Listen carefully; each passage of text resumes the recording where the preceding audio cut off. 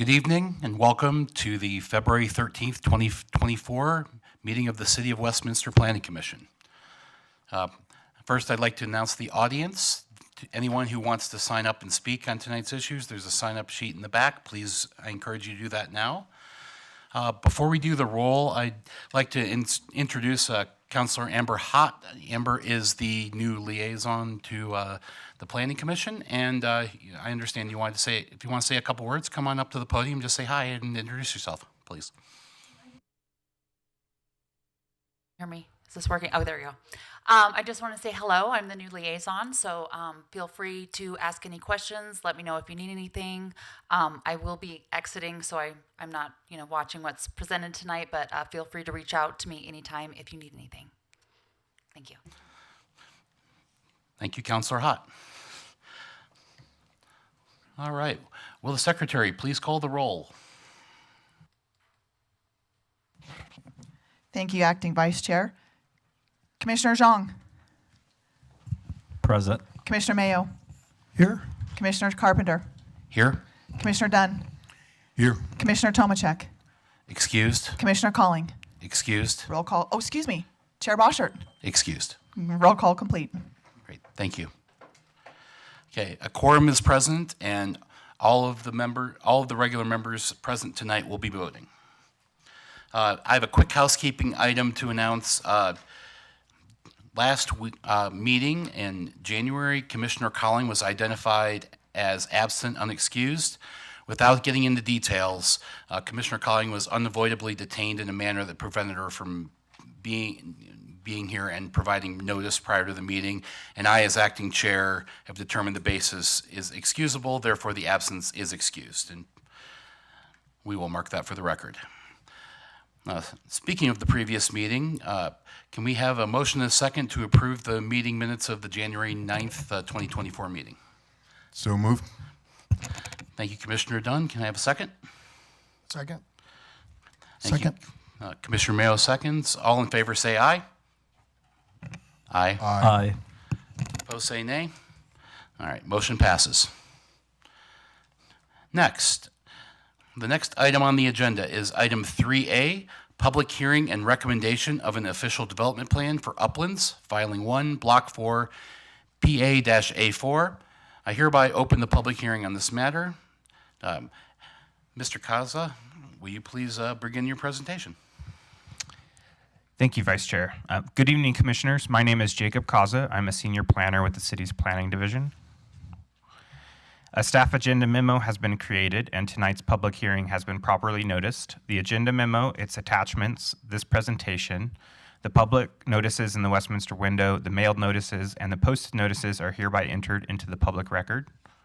The notices of the public hearing were mailed to 1,021 property owners and occupant addresses within 1,000 feet of the parcel under consideration tonight. The city has also posted the hearing date and time on its website. Here's a map showing the location of the subject property of 13.99 acres outlined in red. It is located on the northeast corner of Lowell Boulevard and 84th Avenue. The subject property is zoned planned unit development and designated as mixed-use neighborhood development in the comprehensive plan. The applicant proposes 28 single-family detached homes and 97 single-family attached homes on the 13.99 acre parcel. The applicant also proposes a 1 acre park, including a shade structure and play area.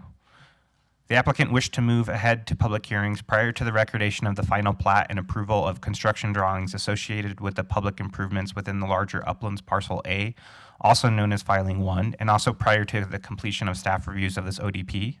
Many items in this Filing 1 Block 4 ODP hinge upon the approval of the Parcel A improvements, so staff has recommended 8 conditions of approval, which are listed in the summary of staff recommendation toward the end of the agenda memo to ensure that this ODP will meet all of the approval standards and requirements prior to recordation and the issuance of building permits. Those conditions of approval not associated with the final approval of the plat for Parcel A have to do with needed corrections, which may be viewed in attachments 5 to 9. The applicant has requested 13 exceptions to standards and requirements with the ODP as outlined in the agenda memo. 8 of the exceptions propose to reduce standards listed in the Uplands Master ODP, which was approved in 2021. The exceptions are justified by the applicant on sheets 5 to 7 of attachment 2, and they are also summarized in attachment 4. Section 11515 of the Westminster Municipal Code contains 16 criteria that are to be considered when reviewing official development plans. Several examples of these criteria are that the plan conforms with the PDP, city code, ordinances, and policies. Exceptions are warranted, infrastructure proposed will serve the development, streets are suitable to carry the traffic, and that the applicant is in good standing with the city. Staff finds that the ODP will generally meet these criteria with the recommended conditions of approval as outlined in the agenda memo and attachments. Staff recommends that Planning Commission hold a public hearing and recommend approval of the ODP subject to the additional conditions listed in the summary of staff recommendation in the agenda memo. Staff finds that conditional approval of this application would meet the city's strategic plan priority of quality of life by facilitating innovative housing options and providing a publicly accessible park space with this development. And the applicant is with us tonight and has a presentation to share with you as well. And if you have any questions for staff, we are available. We also have several other staff members in the audience as well. All right. Thank you, Mr. Causa. Does the applicant have his presentation, please?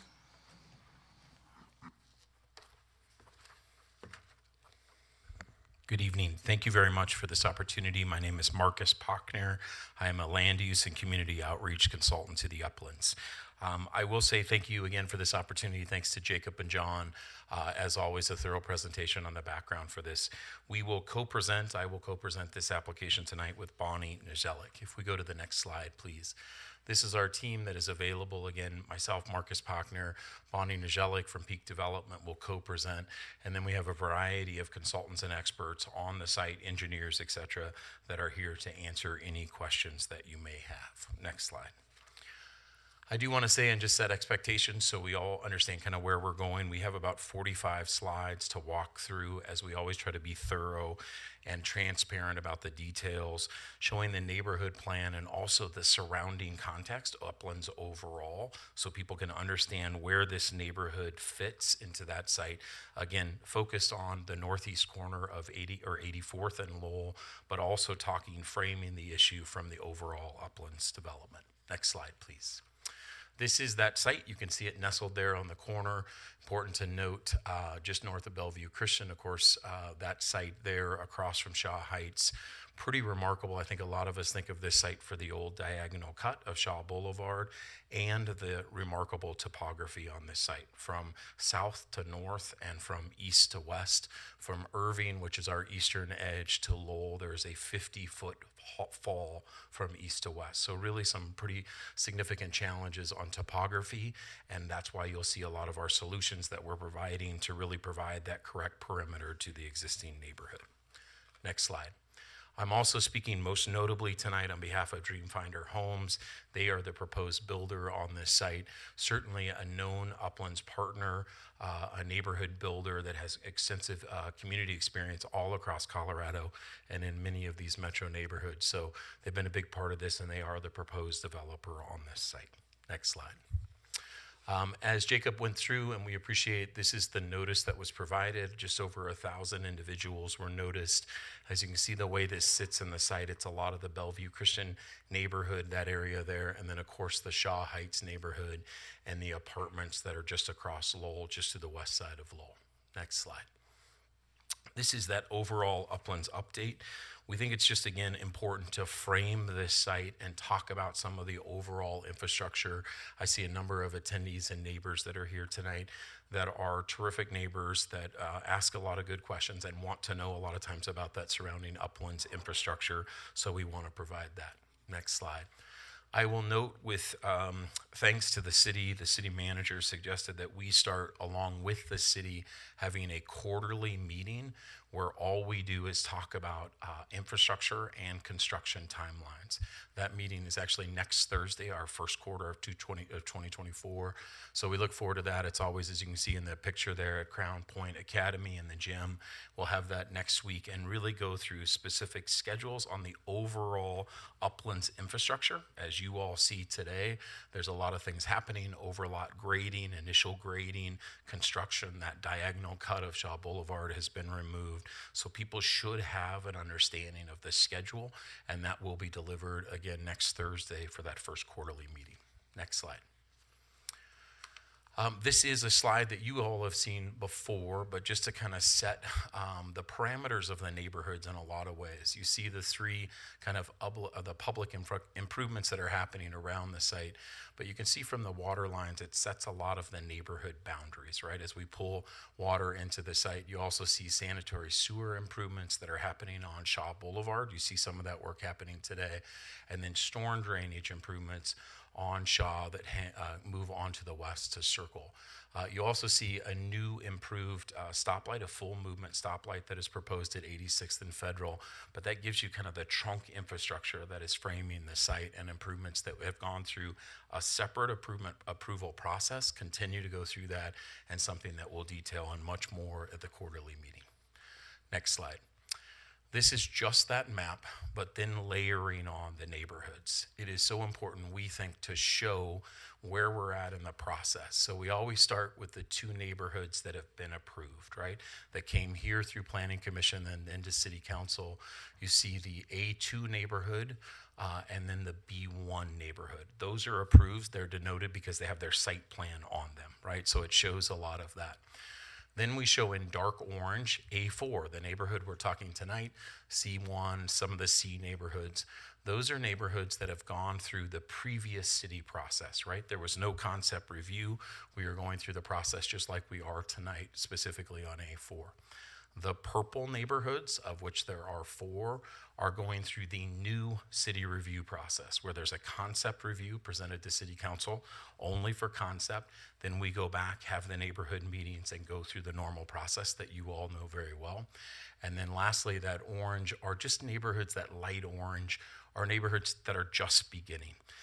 I will note particularly the neighborhood just north of us, the one we're talking about tonight, A4. A3 is a big part of that. That's a part that we have some detention and other things going through. So it's always important to think of the context of the surrounding neighborhoods as they move through that approval process as well. Next slide. This shows this has been a purposeful effort on our behalf to try to be a little more forward with the community, to allow comments to come in, but not to have speakers that you may have heard from before. So we continue to work with all of these organizations and provide updates on our sub-neighborhoods, the overall plan. But these are neighborhoods and individuals in the area that support this plan, that stand in support of the application, but won't speak individually tonight in favor of that application. Next slide.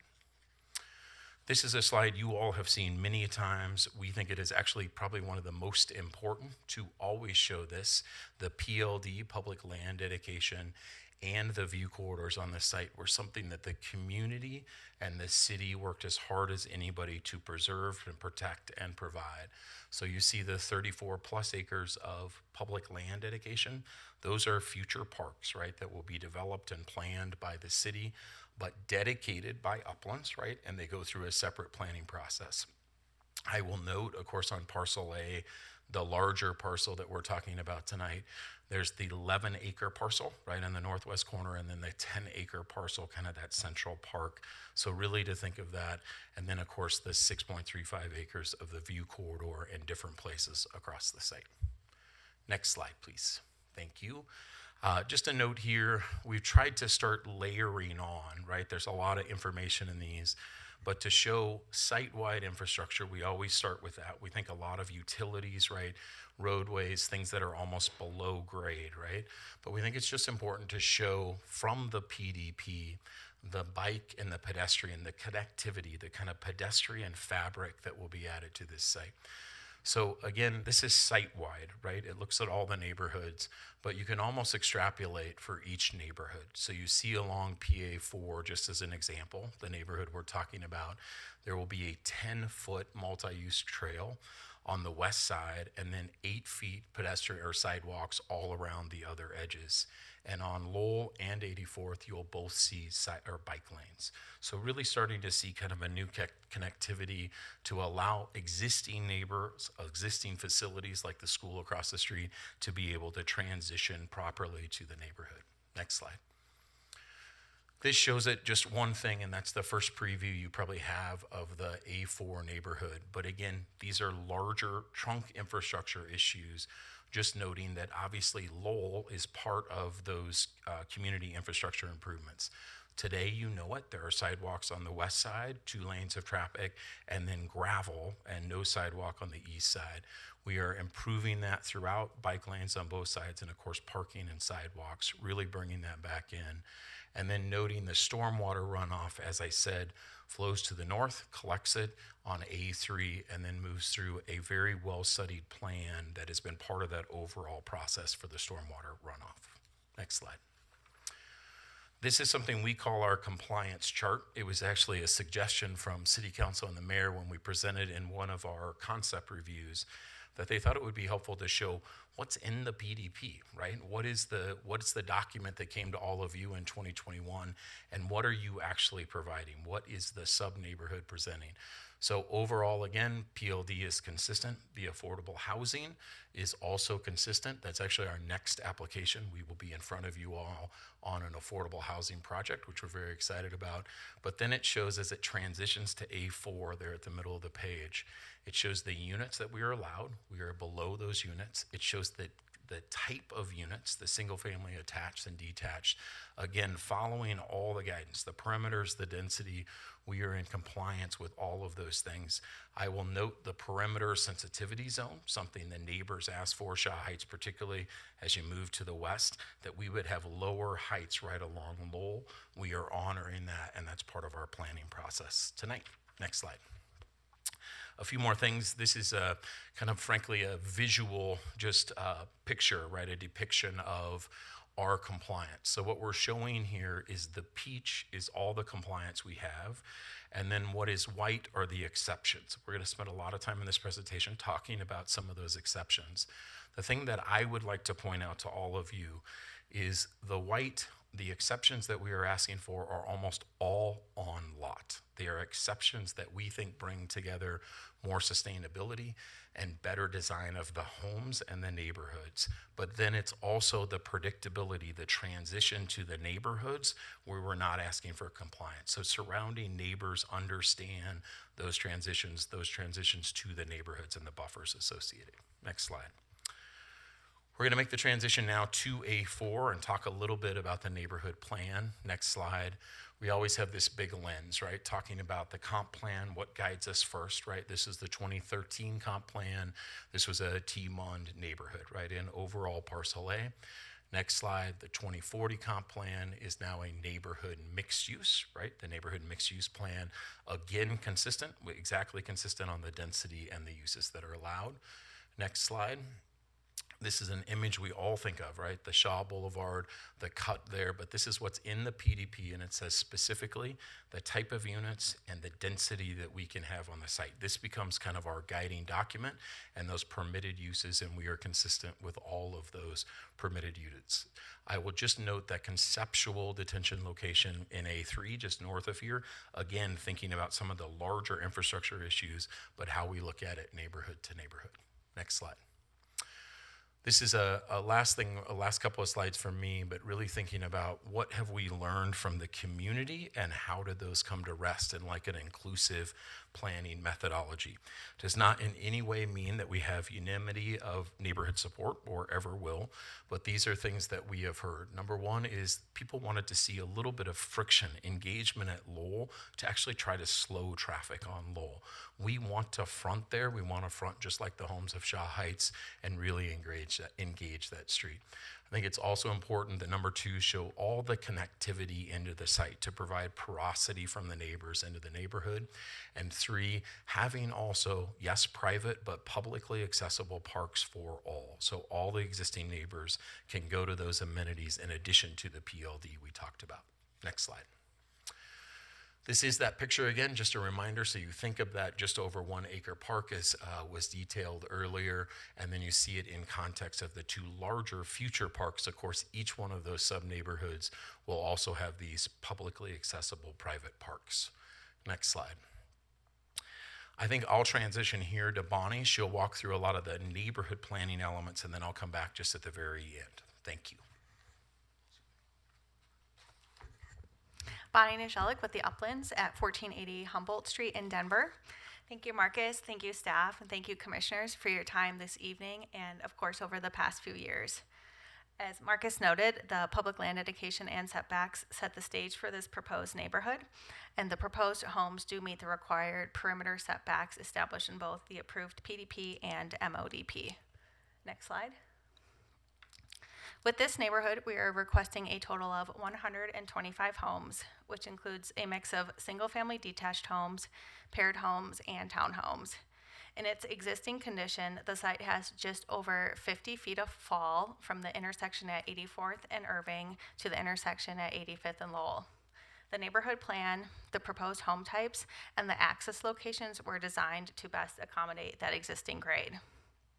Access into this neighborhood is provided along West 85th Avenue and Irving Street. These local streets are represented here with the dark gray color. All the proposed homes are alley loaded and have front doors and porches fronting on public streets, parks, and open space.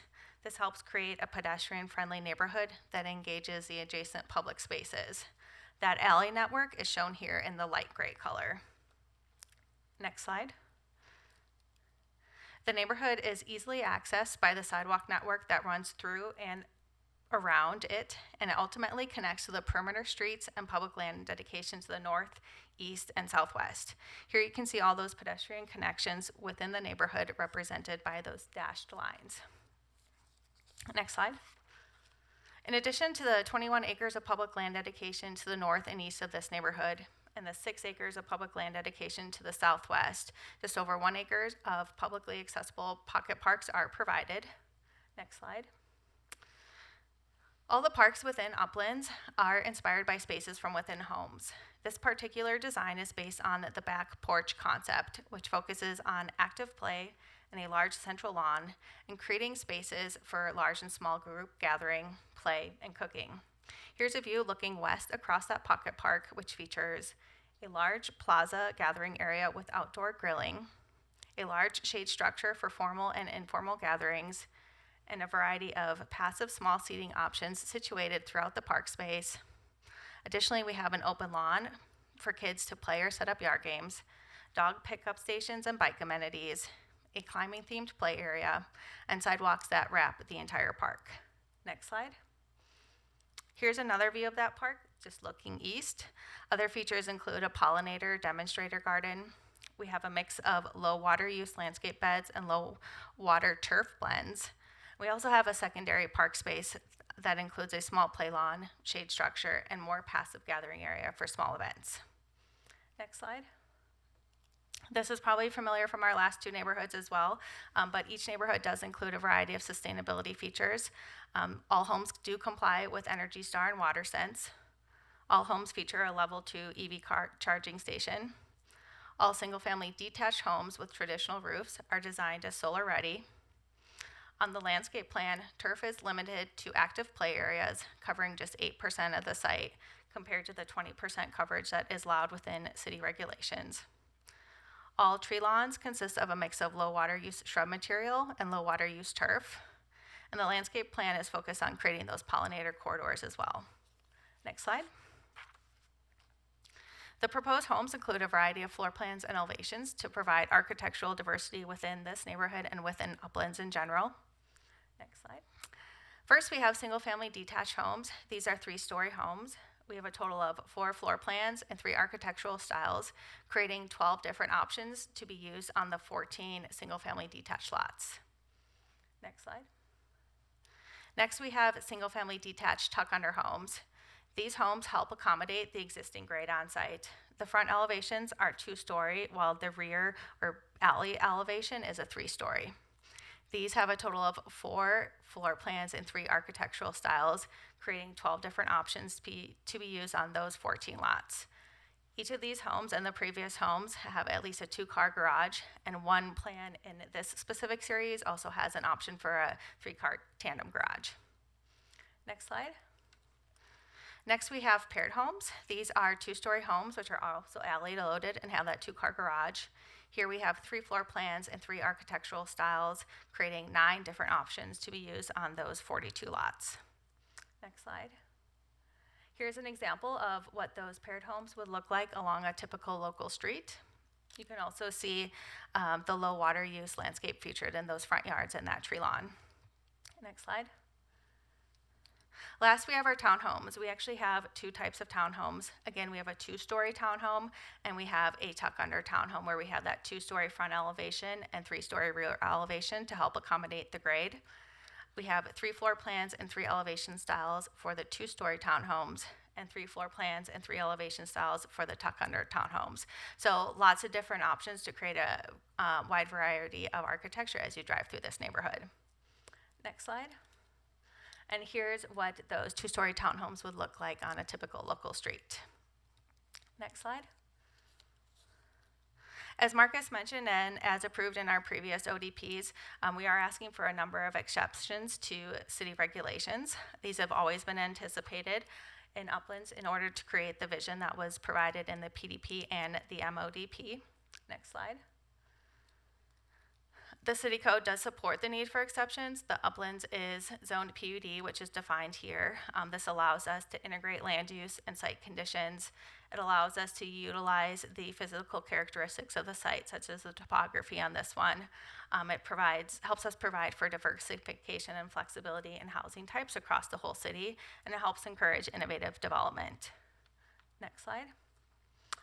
The first one, this is one that we did also ask for in our previous 2 neighborhoods regarding parking. Parking is defined to require 2 off-street spaces for all of the home types we have here today. Those are all provided within the at least 2-car garages in every single home. Code requires an additional 2 driveway spaces for the detached homes and 1 off-street space per 3 paired home or townhomes.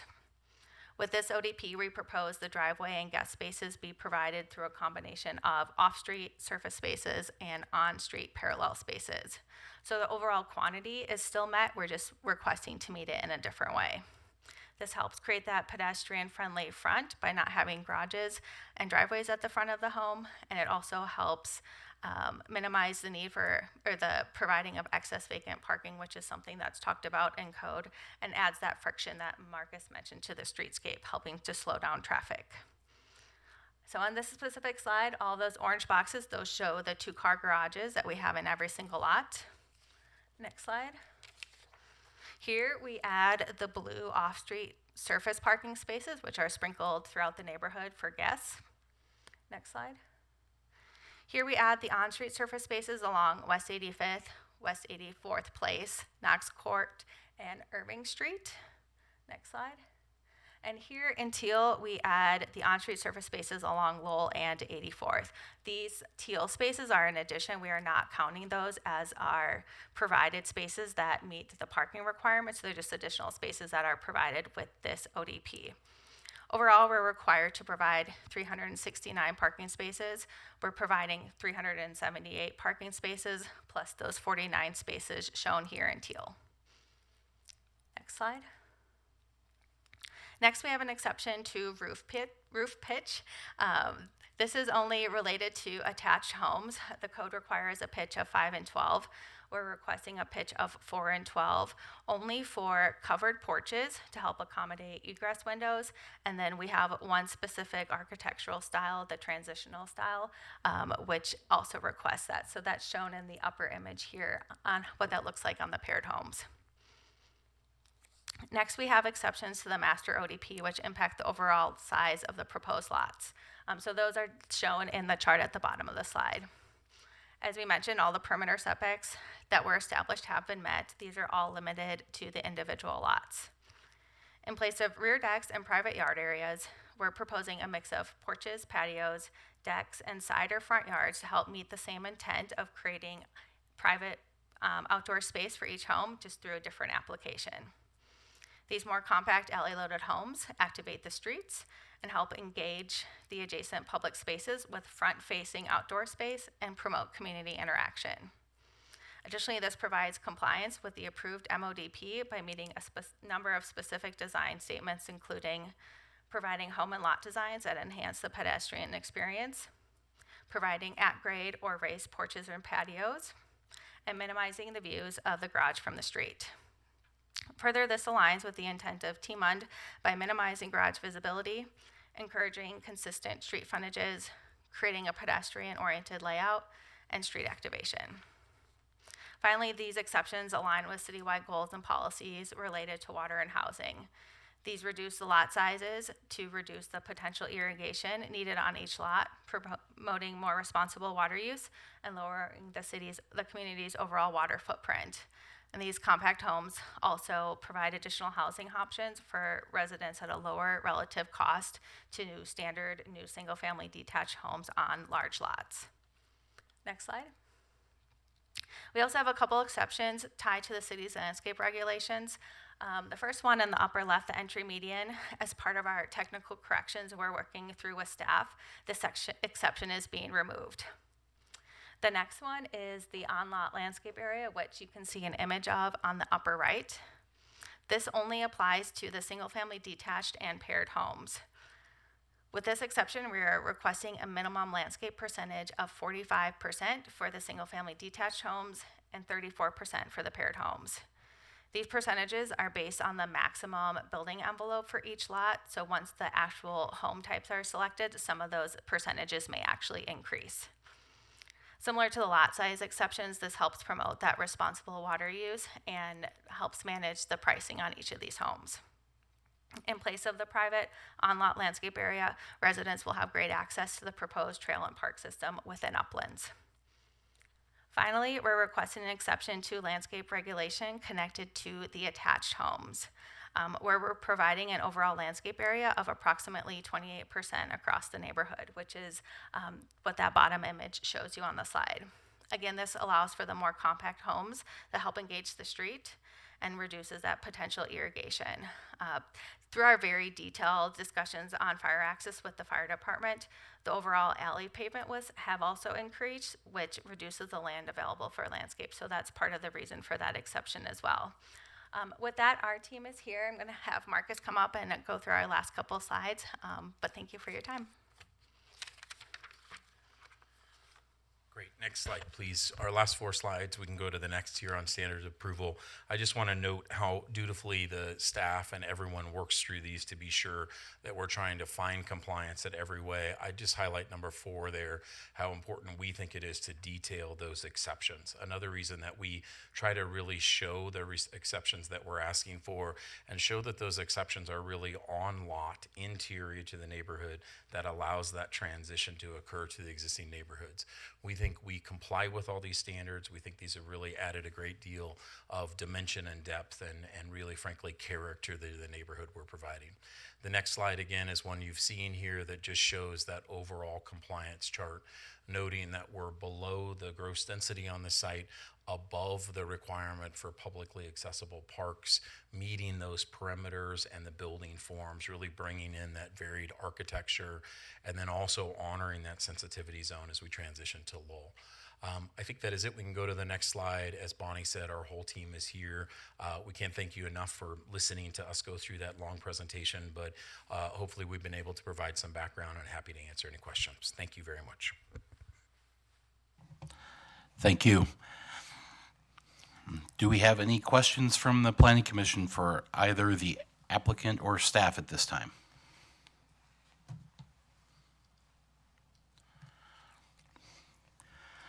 I just have a couple of small questions before we open the public hearing up. Well, the big one I was going to ask was actually for Bonnie, was about the entry. You said the entry median exception is being removed. Does that mean the code is changing, or does that mean that that you're adding an entry median? And that is, I didn't quite understand when you said that. That's a very fair point. So working with staff on the technical corrections on that specific one, an entry meeting is provided for the that Central Square parcel in general at 86th and Federal, which has been determined to provide compliance, if I'm stating that right, Jacob. Correct. So the overall larger parcel A does have an entry median provided, but the A4 specific block does not. We determined that that's sufficient compliance with that standard. Clear. Okay, perfect. Thank you. That clears up that question. And then one other, and I can't find it right now. So, it was just looking at the site planning. What's the distance between the houses on there? Or the buildings? They look really close. Are they 10 feet apart, or are they? The minimum side setback is 10, or side separation is 10 feet, which is consistent with the A2 neighborhood we presented late last year. Okay, so it is 10 feet between buildings. Yes, Okay. minimum, yep. Perfect. And then the last thing was on the improvements, just down at 84th Avenue. I know that it looks like there's just a left turn and a straight turn there. Is there any plans in the future to have a right turn lane there? So people can make that right turn like they used to on Shaw Boulevard? I'm looking at my engineering getting a no, so just those left turn lanes, no right turn lanes. All That right. was part of the master traffic study from the PDP. Okay, I couldn't tell if that was part of that, but it looks like it's outside the boundary. So just thought I would ask the question. Thanks. All right. So bear with me. It's my first time running the meeting, so I'm looking at the script a little bit more than probably somebody a little more seasoned here. So, all right. So now it's time to open public testimony. Jennifer, do we have any emails or voicemails that we need to read or listen to? No emails, no voicemails to be played into the meeting. We do have one person signed up on the sign-up sheet. I see a lot of you out in the audience. If you're not already on the sheet but you'd like to speak, go ahead and just queue yourselves up here in these front chairs and we'll get to you. If it's all right with you, Chair, I'll go ahead and call Daniel Dixon. Yes, yeah. So public testimony is going to be limited to 5 minutes per speaker. If someone else has said what you've said, please just ditto them in consideration of time. Also, please refrain from applauding, groaning, any noise out in the audience. For speaker, we want to hear what everybody has to say. So let's start. Go ahead, state your name and address for the record, please. Sounds great. Hello, my name is Daniel Dixon. I live at 3691 Shaw Boulevard. I appreciate you guys all giving me a time to speak. Also want to appreciate Andrew Hawthorne and his colleague Heath just giving me time to meet with them. Also had time to meet with Bonnie Seymour and her colleague Christina at the Mile High Flood District just to get a better understanding. For this particular lot, I know there's stormwater runoff that goes into different things, and so I will just briefly kind of state my concern that I have for these things. I also just say thanks to Marcus and his team. This lot looks beautiful. The whole development looks beautiful. But just you guys as the governing body, I just wanted to make sure as a single homeowner, concerns were heard. I am one of the affected homeowners just on the Shaw Boulevard runoff, and so I don't know where in the history that came to be an existing thing. Got to hear multiple different answers. And so, in particular, just this guy.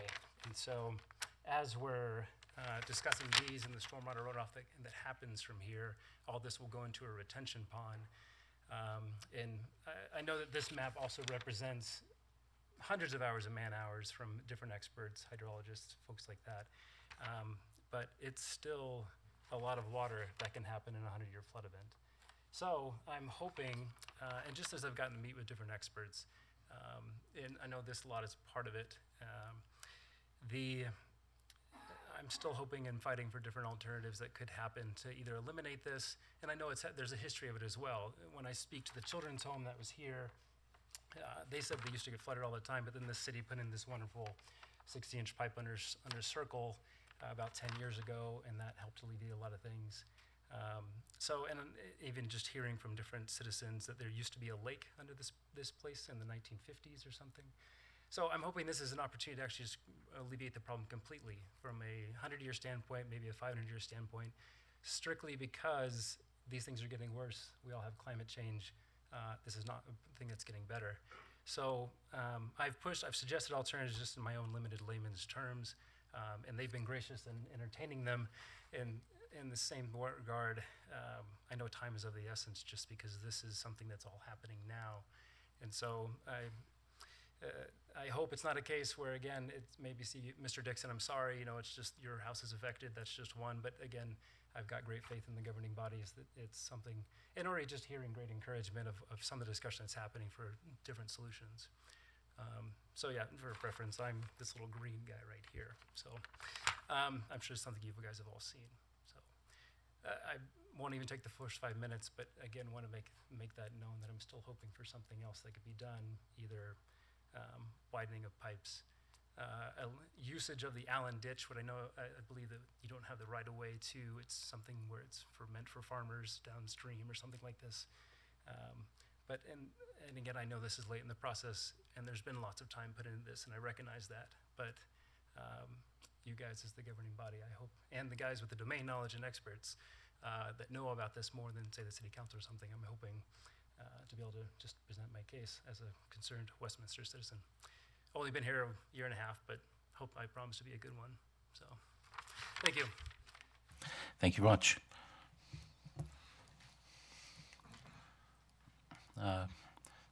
Yeah, I think Mr. Palmer's making his way up.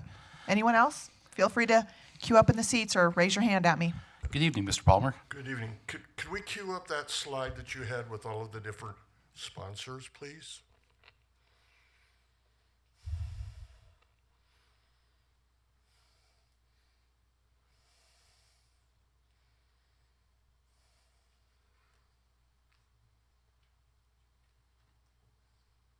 Chair, would you like me to change the slide to that slide?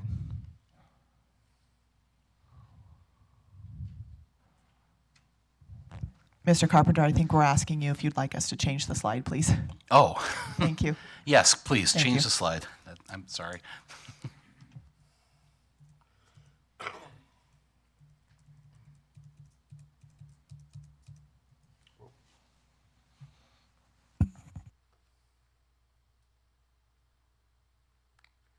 Thank you. As a point of order, I would like to call your attention to the upper right-hand sponsor, being the Westminster Chamber of Commerce. So, as a point of order, being as how Commissioner Carpenter is a member of the Westminster Chamber of Commerce, as is the Uplands Group, we as a community need to make sure that this is not a conflict of interest with said partnership between you, the Chamber of Commerce, and the Uplands Development. That's my concern. So, how will we be addressing that this evening? Thank you. Deputy City Attorney Graham. There is no conflict of interest because Mr. Carpenter does not have a financial interest in the Chamber of Commerce. He's not, as far as I know, not a member of any sort of ownership interest in the Chamber of Commerce, so there is no conflict.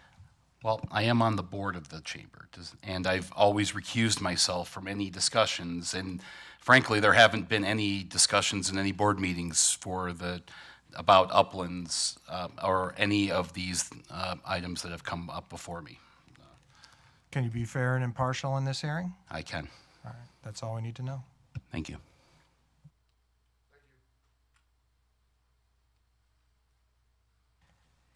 Sure, go ahead and come Please up, sir. come on up.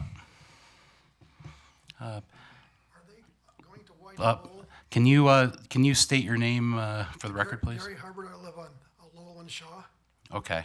Are they going to widen Lowell? We will, Is that your only question, or, okay, we'll make sure we ask that and get tighter clarification for you on that. Thank you. You're welcome. Anyone else in the audience like to speak? All right. Seeing none, I'm going to let me look at this again. All right.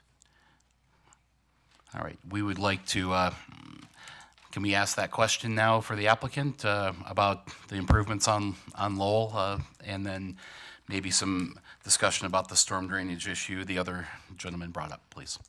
Yeah, I'll start with the Lowell Boulevard question. So the traffic study and then the PDP and MODP included street sections that responded to the requirements that were found in the overall traffic study that were part of our initial rezoning. Today, the right-of-way for Lowell Boulevard from 84th to 88th is a 60-foot right-of-way. We're expanding that by 17 feet. That's part of the master infrastructure improvements that are underway right now. Those additional 17 feet are all on the east side, so they're within the Uplands property, not coming from any other property. So ultimately, the street section will have 2 10.5-foot travel lanes, 2 5-foot bike lanes, 2 6-foot parking lanes, and then the east side along Uplands will also include a 6-foot tree lawn and that 10-foot walk that Marcus mentioned earlier. Yeah. So the answer is yes. It's being slightly widened to add the bike lanes and the parking lane, but there's still just going to be one lane in each direction. That's correct. Yep. So it's and didn't you also include some design elements as far as traffic calming, I think, or maybe Marcus mentioned that? Yes, exactly. Those are more focused on the Uplands side, using land on the Uplands parcel instead of taking it from existing homes, but things to slow down traffic and make sure that pedestrian movements feel a little bit more safe. Okay, great, thank you. Maybe just, Mr. Chair, transitioning to the other two comments. Please. The other one, I'll just note on the question about the conflict of interest, we appreciate feedback, right? So we'll be happy to pull that off moving forward.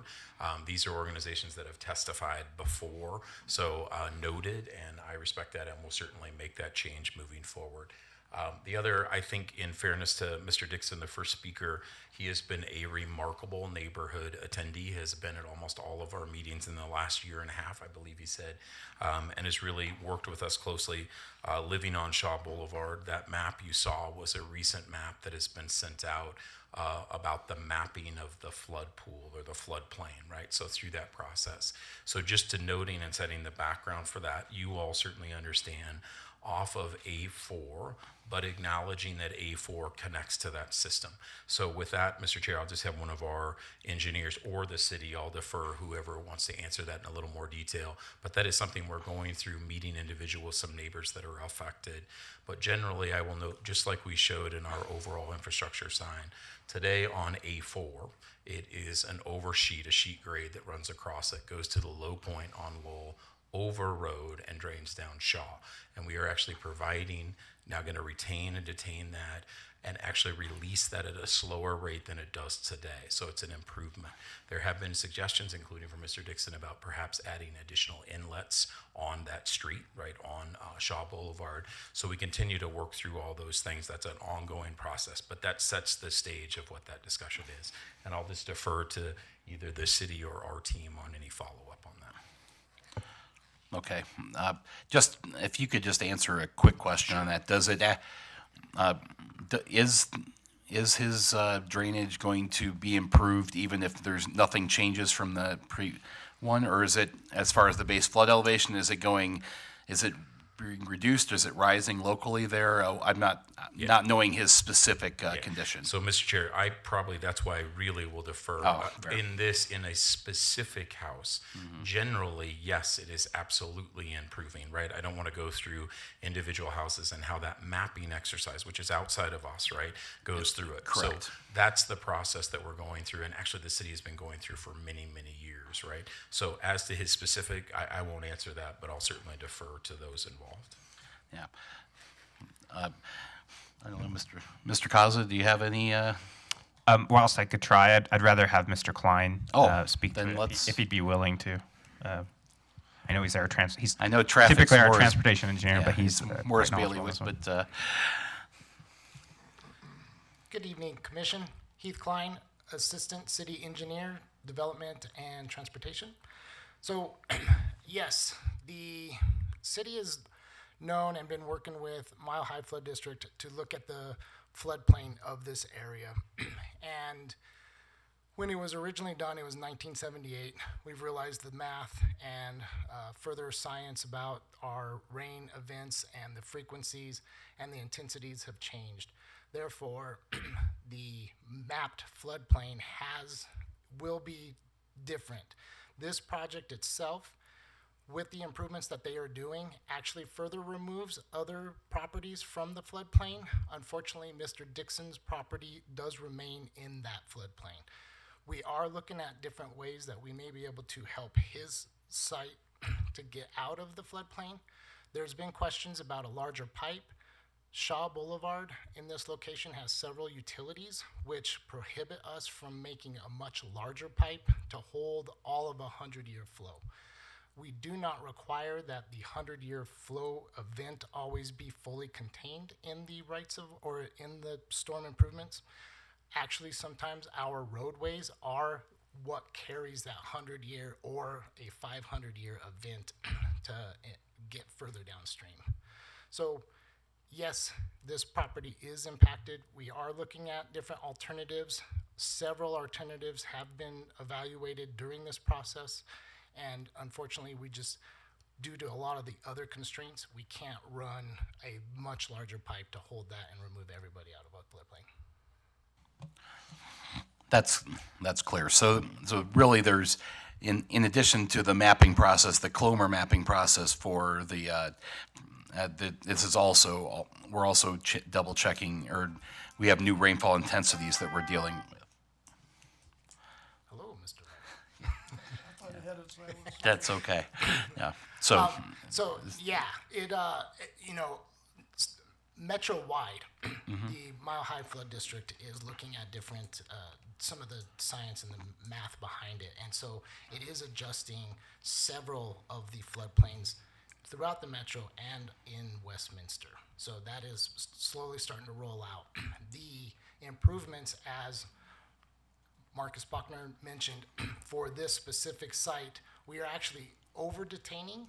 So the master parcel A, we are holding back and releasing at a lower rate than is allowed, and that does actually help remove and keep that floodplain more contained within Shaw Boulevard.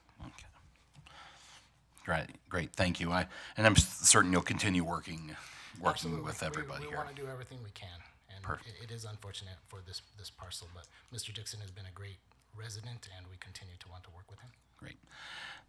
Thank you, Mr. Klein. Do I have any questions from the other commissioners? I do. Commissioner Zhang. This is for the applicant. I believe you had referenced inlets, potentially installing 2 inlets. I guess, what are the odds of that taking place? Thanks, Commissioner. Again, that's probably, I'm going to really have to look at kind of our engineer team on that. That was, just to note and clarify, that was a suggestion from neighbors. Is that a way that maybe that could help address it? So that was certainly adjusted a little bit there by Mr. Klein. I think the other thing is just acknowledging doesn't have them today right on Shaw, and we're adding that infrastructure in. But this is Ryan. Ryan Littleton will provide an answer on that. Good evening, Ryan Littleton with HR Green. We're the civil engineer on the project. As it's been discussed, I guess nothing is off the table right now. We've progressed down the road with the current design, but understanding this particular concern, I think we're putting all the options back on the table. So we're not going to rule anything out just yet.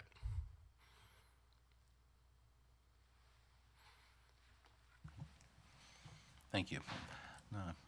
Chair Carpenter, I'm so sorry to interrupt. May I ask you one more time to ask the audience if there's any more testimony? If there are, to please come forward, and if not, to go ahead and formally close the public testimony. Thank you. Thank you, Jennifer. Anyone else like to speak? Seeing nobody, I'm going to close the public hearing. Any further questions for the applicant or for staff? Or I would also entertain a motion at this time.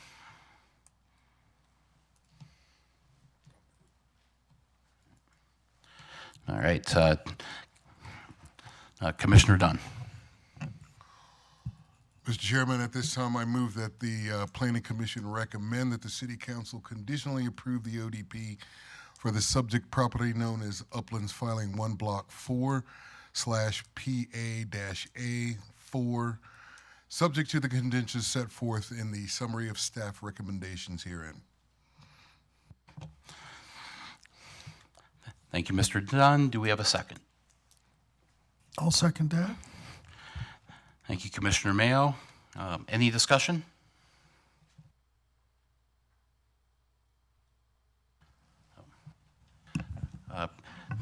Commissioner I do. John. This is for the city, and I think the applicant,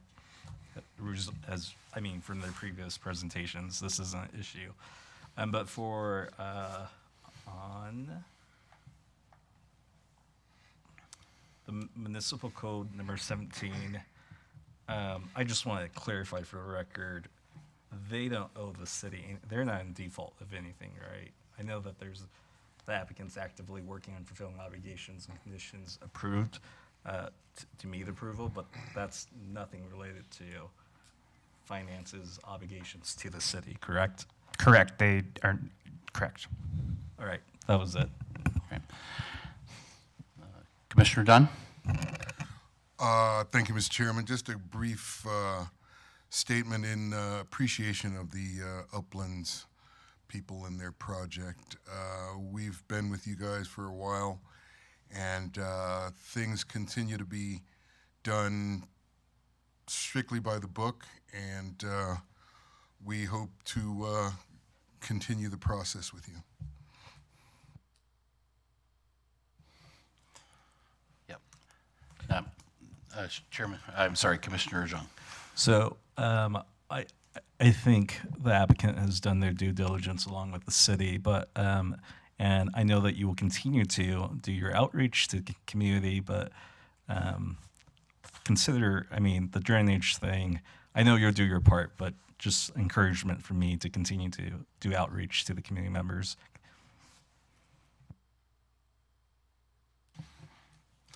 And I'll echo that. My civil engineer brain wants to start throwing out solutions regardless of cost, and that is not the purpose of this land use hearing tonight. So I know you guys are going to work with the community, and I saw a list of dates. You're going to have more public meetings on this that will be dealing with areas that are outside of this purview.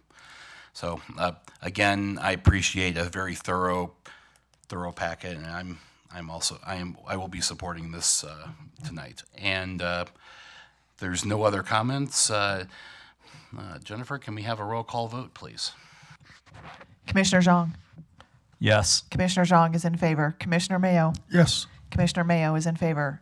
Commissioner Carpenter. Yes. Commissioner Carpenter is in favor. Commissioner Dunn.